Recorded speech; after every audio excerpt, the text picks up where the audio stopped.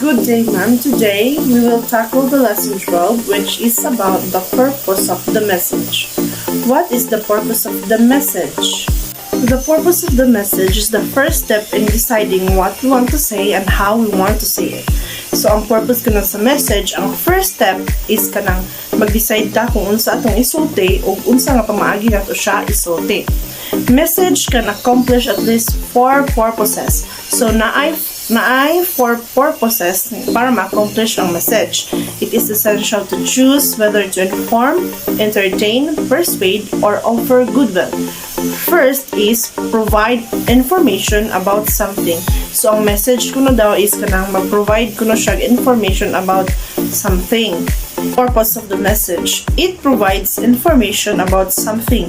Kanang kung na mag-message ato kanang naghatag siya mga details, information, mo na siya, ga-provide siya information. Then second is they entertain. For example is, a message may provide us with a little laughter or may tickle our senses.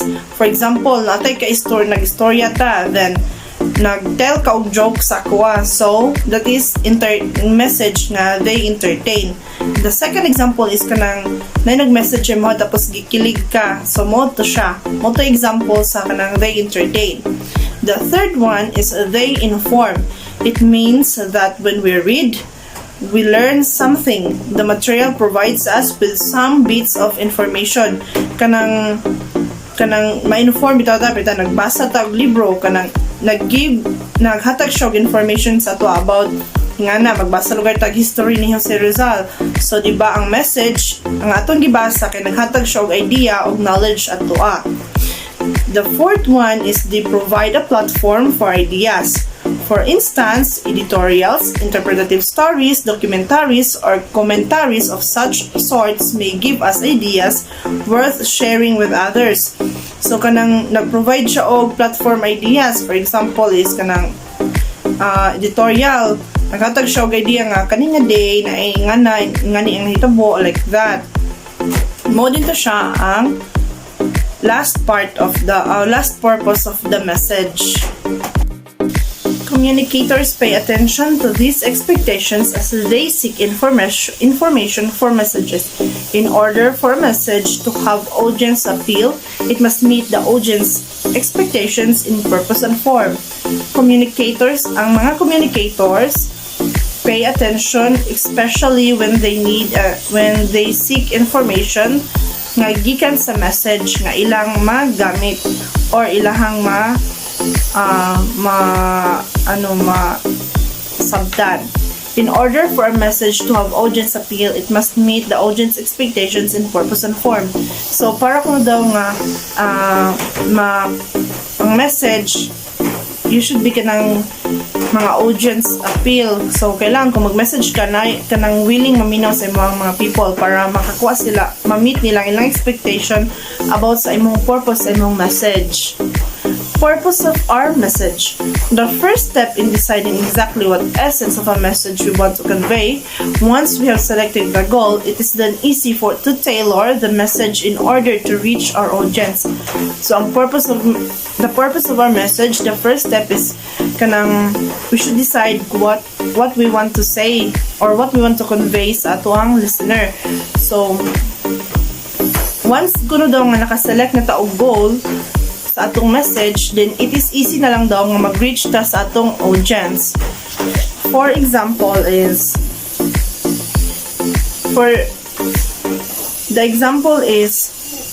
Miss Park is a human resource manager for ACE Amusement. She has been given 3 assignments for the day. The following are the assignments.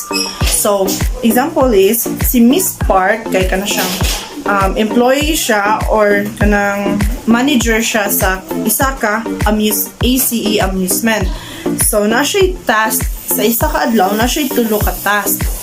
The number first is provide job orientation for Harry, the new roller coaster operator. Second is to convince Sheila, even if she is pregnant, not to leave ACE for a different job. Then offer a promotion to Tony by making him the new manager of snack concessions and also give him congratulatory message. That is the example of the purpose of our message. So, para sabta na to ang purpose of our message, we should proceed to informative messages. From the word informative, which is to inform or to give information. This purpose can be used to communicate routine, repetitive daily tasks, instructions, code, steps, and procedures in the workplace. So, ang example sa informative is, Miss Parks first remember the example in the purpose of the message. The first task of Miss Parks is to provide information or seminar orientation for Harry regarding for new roller coaster job, which is ang iyang buhaton diri, she needs to convey or to inform Harry about the routine, the health benefits, payroll, information, and job procedure knowledge. She has to create message with a purpose to inform him for his daily routine.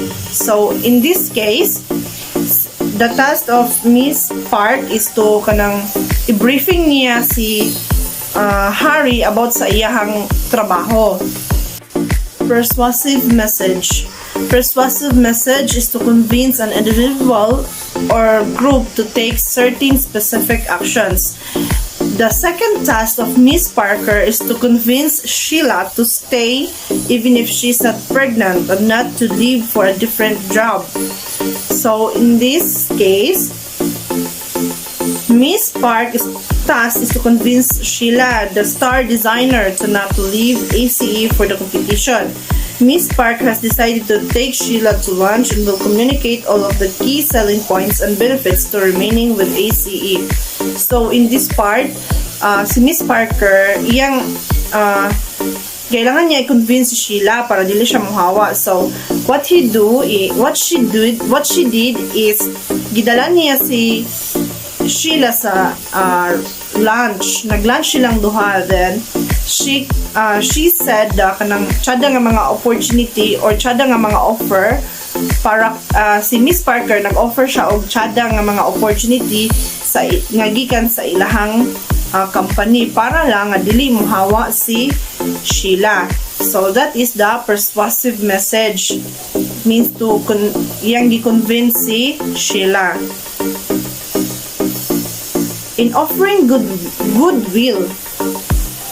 When offering something based on goodwill, Miss Park has to explain to all value of respect. Being courteous at all times is a symbol of dignity and respect. So when we offer goodwill, kanang si Miss Park i-explain niya ang value of respect sa iyahang mga empleyado.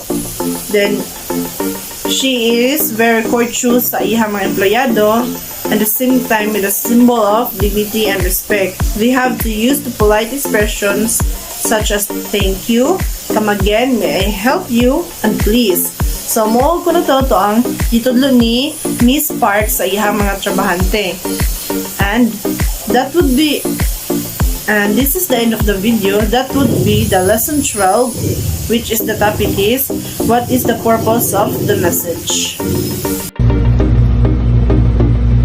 How is the message conveyed? So, good morning everyone. So, for today's video is I will be lecturing the lesson 13 in purposive communication. In conveying the message to intended recipient, we have to be very careful with the linguistic techniques associated with our verbal expression. For instance, if we say that we are happy, our eyes and facial expression should accompany the verbal message. So, kung moingon tag, we are happy, so dapat ato po ang pag-istorya o ato ang facial expression o atong mata is makita gyud nga happy ta. Like for example, happy ko karon, so I am happy.